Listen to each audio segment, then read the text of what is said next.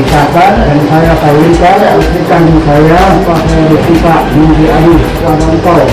Mas kawinnya hiasan emas 10 gram tunai. Saya terima nikahnya dan kawinnya Syifa Khairul Syifa binti Adi dengan mas kawinnya yang tersebut tunai. Sah.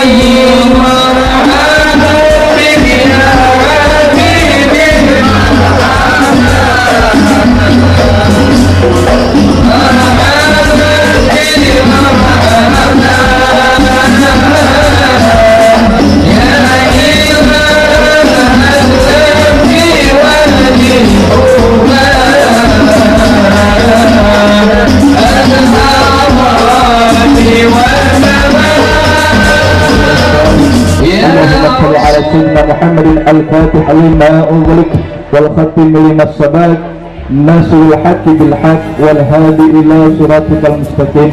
Di perempuan yang soleh adalah perempuan yang rajin ibadah kepada Allah Subhanahu wa Ta'ala. Dalam hal ini tentunya patuh kepada orang tua dan mengarahkan suaminya kepada harus hormat kepada orang tuanya. Ini saudara Fajar